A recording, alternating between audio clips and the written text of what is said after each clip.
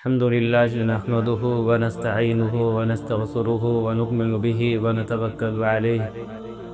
ونعوذ بالله من شرور أنفسنا ومن سيئات أعمالنا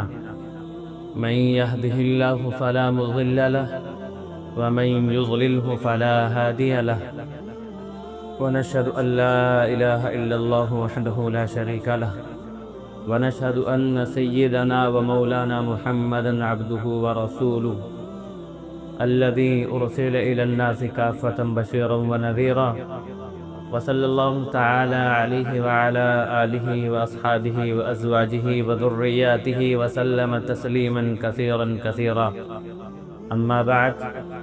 فأعوذ بالله من الشيطان الرجيم بسم الله الرحمن الرحيم قال الله تبارك وتعالى في كلامه المجيد يا أيها الذين آمنوا كتب عليكم الصيام كما كتب على الذين من قبلكم لعلكم تتقون وقال النبي صلى الله عليه وسلم من صام رمضان إيمانا واحتسابا غفر له ما تقدم من ذنبه رواه البخاري وقال النبي صلى الله عليه وسلم قال الله عز وجل الصوم لي وأنا أجزي به أو كما قال عليه الصلاة والسلام۔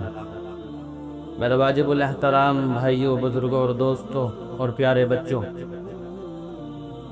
شعبان المعظم کا مہینہ چل رہا ہے۔ آج شعبان کی 17 تاریخ ہے۔ اس کے بعد رمضان المبارک کا مہینہ آنے والا ہے۔ آئندہ جو جمعہ آئے گا اس سے آئندہ جمعہ یہ انشاءاللہ رمضان المبارک کا ہوگا۔ رمضان المبارک کی تیاری آپ علیہ السلام 2 مہینے پہلے شروع کر دیا کرتے تھے۔ چاند دیکھتا تھا رجب کا، آپ علیہ السلام دعا کر رہے ہیں اللہم بارک لنا فی رجب و شعبان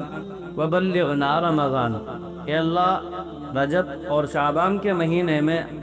ہمارے لیے برکت عطا فرما اور ہم کو رمضان المبارک تک پہنچا۔ دیکھیے ابھی رجب کا مہینہ شروع ہوا، رجب کا مہینہ پورا ہوگا، پھر اس کے بعد شعبان کا مہینہ پورا ہوگا، تب جا کر کے رمضان المبارک کا مہینہ آتا ہے۔ لیکن آپ علیہ السلام 2 مہینے پہلے اس مہینے کی تیاری فرما رہے ہیں تاکہ امت کو پتہ چلے کہ مہینہ کتنا اہم مہینہ ہے، اور اس کی عظمت اور افادیت کو سمجھنے کے لیے آپ اس آیت کریمہ سے اندازہ لگا سکتے ہیں شہر رمضان الذی انزل فیہ القرآن، کہ رمضان المبارک کا مہینہ وہ مہینہ ہے کہ جس میں اللہ تبارک و تعالی نے قرآن کریم کو نازل کیا۔ جس طرح جمعے کو سید الایام قرار دیا گیا، تمام دنوں کا سردار جمعے کا دن ہے، اسی طریقے سے سید الشہور مہینوں کا سردار اللہ تبارک و تعالی نے یہ رمضان المبارک کو بنایا ہے۔ تو وہی جس طرح ہم لوگ اپنی شادی کی، بیاہ کی اور دوسرے کاموں کی پہلے سے تیاری کرتے ہیں، اسی طرح ہمیں رمضان المبارک کی تیاری میں مشغول ہونا چاہیے، ہمیں رمضان کا استقبال کرنا چاہیے۔ دیکھیے جس طرح مہمان کے آنے پر ہم مہمانوں کا استقبال کرتے ہیں، اہل عرب کے یہاں بھی یہ چیز بڑی مشہور ہے۔ ہمارے یہاں بھی بہت سے موقعوں پر مہمانوں کا استقبال کیا جاتا ہے، مرحبا بکم کہتے ہیں یا خوش آمدید، اس طرح کے جملوں سے مہمان کا اکرام کرتے ہیں، ان کا استقبال کرتے ہیں۔ اب چونکہ رمضان المبارک کا مہینہ ہے تو کوئی انسان نہیں، اب اس کا استقبال کیسے کیا جائے گا؟ رمضان المبارک کا استقبال یہ ہے کہ ہمیں رمضان کے آنے سے پہلے جن چیزوں کی، جن کاموں کی ہمیں رمضان المبارک میں ضرورت پڑے گی، ان تمام کاموں سے، ان تمام چیزوں سے ہمیں رمضان کے آنے سے پہلے فارغ ہو جانا چاہیے، اور رمضان کے آنے سے پہلے سارا کا سارا سودا سلف، ساری اشیاء خوردونوش کی، کھانے پینے کی جتنی بھی چیزیں ہیں وہ ساری کی ساری رمضان سے پہلے ہمیں خرید لینی چاہیے، تاکہ پھر بعد میں رمضان المبارک کے مہینے میں بازاروں کے چکر نہ لگانے پڑے۔ کیونکہ ایسا ہوتا ہے جب آدمی بازار میں جاتا ہے، ادھر روزے سے ہے اور ادھر دکاندار کے ساتھ بحث کرنی پڑتی ہے، جس سے ہمارے روزے میں نقص آتا ہے۔ ادھر ہم روزے سے ہیں اور بازار میں جا کر کے ہمیں غیروں کا سامنا کرنا پڑتا ہے، غیر محرموں پر ہماری نظریں پڑتی ہیں، جس سے ہمارے روزے میں نقص آتا ہے۔ اور پھر ایسا نہیں ہوتا ہے، عام طور سے ہمارے یہاں کے لوگ عصر کے بعد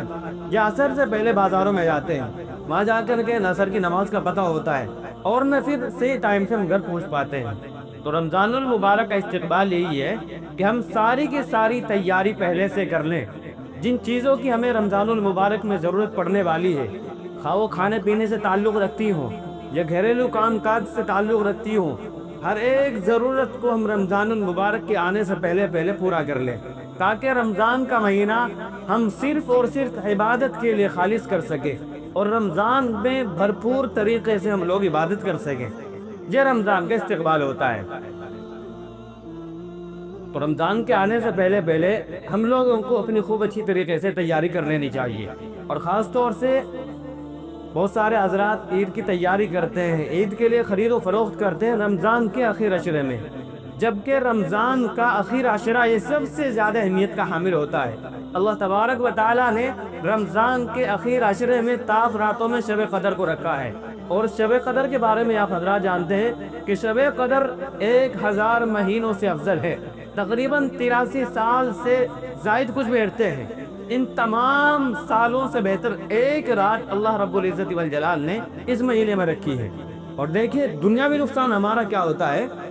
یہ ہوتا ہے کہ بھئی جب ہم رمضان کے اخیر میں عید کی تیاری کرتے ہیں، جوتے خریدنے کے لیے جاتے ہیں، یہ کپڑے خریدنے کے لیے جاتے ہیں، تو لوگ اور زیادہ مہنگا ان کو بیچتے ہیں۔ اگر وہی چیزیں ہم ابھی سے خرید کر کے رکھیں گے تو سستی بھی ملے گی، اور رمضان المبارک کے مہینے میں جو عبادت میں خلل واقع ہونے والا ہے اس سے جو ہم محفوظ رہ جائیں گے۔ اور دنیاوی اعتبار سے جو ہماری کھال کھینچنے والے لوگ بیٹھے ہیں، جو سامان کو مہنگا فروخت کرنے والے لوگ ہیں، ان سے بھی ہماری جان بچ جائے گی۔ ورنہ آپ لوگ دیکھتے ہیں کہ جیسا ہی رمضان المبارک کا مہینہ آتا ہے، ساری کی ساری کھانے پینے کی چیزوں کی قیمت آسمان کو چھونے لگتی ہے، اور ساری کی ساری چیزیں مہنگی ہو جاتی ہے۔ اس لیے اگر ہم لوگ کچھ چیزیں جو زیادہ دن چلنے والی ہے، بات چیزیں ایسی ہوتی ہیں کہ ان کو دوسرے دن تیسرے دن لانا پڑتا ہے، ایسی چیزوں کی کوئی ضرورت نہیں، ان کو آپ جب لا سکتے ہو لاؤ، لیکن کچھ چیزیں ایسی ہیں جو ہفتہ 10 دن چلنے والی چیزیں ہیں، آپ ان کو پہلے سے لا کر کے رکھ لو، تاکہ رمضان المبارک کے اندر آپ صرف اور صرف اپنے آپ کو عبادت کے اندر منہمک کر سکو، اور رمضان کے اندر خوب عبادت کر سکو۔ اللہ تبارک و تعالیٰ نے کہا ہے، دیکھیے کتنا بہترین جملہ، کتنا پیار بھلا جملہ اللہ تبارک و تعالیٰ نے کہا ہے، یا ایھا الذین آمنو، یا ایھا الناس نہیں کہا، یہ نہیں کہا اے یہودیو۔ اگر یا ایھا الناس کہتے تو سارے کے سارے لوگ شامل ہو جاتے، یہودی بھی، نصرانی بھی، مسلمان بھی، غیر مسلم بھی، سارے کے سارے لوگ اس میں شامل تھے، لیکن نہیں۔ اللہ تبارک و تعالیٰ کا لاڑ دیکھیے، اللہ تبارک و تعالیٰ کا پیار دیکھیے۔ اللہ تعالیٰ کہتے ہیں یا ایھا الذین آمنو، اے میرے وہ بندو، اے میرے وہ بندو جو مجھ پر ایمان لائے ہو، یا ایھا الذین آمنو کتب علیکم الصیام کما کتب علی الذین من قبلکم، اے ایمان والو تم پر رمضان المبارک کے روزے فرض کر دیے گئے ہیں، تم پر روزے فرض کیے گئے ہیں۔ اے اللہ کی فرض کیے گئے، اللہ تعالیٰ نے یہ باتیں بتائی لعلکم تتقون، کہ تم نے 11 مہینوں میں جو گناہ کیے ہیں، تم 11 مہینے جو مجھ سے دور رہے ہو، تم 11 مہینے جو ادھر ادھر بھٹکتے رہے ہو، تم 11 مہینوں میں جو عبادت کو صحیح طریقے سے انجام نہیں دے سکے، اور تمہارے کھاتے میں، تمہارے حصے میں، تمہارے رجسٹر میں جو گناہوں کی فہرست شامل ہوئی ہے، جو گناہوں کی لسٹ جاری ہوئی ہے، ان تمام گناہوں کو ختم کرنے کے لیے اللہ تبارک و تعالیٰ نے یہ روزے فرض کیے ہیں۔ اللہ تعالیٰ خود کہہ رہے ہیں تاکہ تم کو پاک صاف کیا جا سکے، تاکہ تم کو متقی بنایا جا سکے۔ دیکھیں روزے رکھنے سے آدمی متقی اور پرہیزگار بنتا ہے، روزے رکھنے سے آدمی گناہوں سے محفوظ رہتا ہے۔ جب انسان روزہ رکھتا ہے تو بہت سارے گناہوں سے آٹومیٹک محفوظ ہو جاتا ہے۔ اور میرے بھائیو، اب سے پہلے لوگ، اب صحابہ کرام کی تاریخ کو اٹھا کر کے دیکھ لیجئے، سلف کی تاریخ کو اٹھا کر دیکھ لیجئے، تابعین، تبع تابعین، تمام لوگوں کی تاریخ اٹھا کر کے دیکھ لیجئے، بہت سارے لوگ ایسے گزرے ہیں کہ جنہوں نے مخصوص ایام کو چھوڑ کر کے سال ہر سال روزے رکھے ہیں، پورے سال کے سال روزے رکھے ہیں، تو ایسے لوگ بھی دنیا کے اندر گزرے ہیں۔ تو اگر ہم صرف اور صرف رمضان المبارک کے روزے رکھ لیں گے تو پھر میرے بھائیو زیادہ بڑی بات نہیں ہوگی۔ اور یہ رمضان المبارک کے مہینے تو اللہ تبارک و تعالیٰ نے فرض کیے ہیں۔ اسلام کی بنیاد جن 5 چیزوں پر ہے، ان میں سے ایک چیز رمضان المبارک کے روزے رکھنے بھی ہے۔ اگر آپ لوگ رمضان المبارک کے روزے نہیں رکھتے ہو تو پھر آپ اسلام کی اپنی بنیاد کو کمزور کر رہے ہو۔ اسلام کی بنیاد کمزور نہیں ہوتی، بلکہ ہمارا جو ایمان ہے، ہمارا جو اسلام ہے، وہ ہمارا کمزور ہوتا چلا جاتا ہے۔ تو رمضان المبارک کا استقبال ہمیں ایسا کرنا ہے کہ ساری چیزوں کو پہلے سے خرید کر کے رکھ لینا ہے، اور پھر رمضان میں کن باتوں کا اہتمام کرنا ہے، کن باتوں کا خیال رکھنا ہے، ان باتوں کو بھی میں آپ حضرات کو بتاتا چلوں۔ سب سے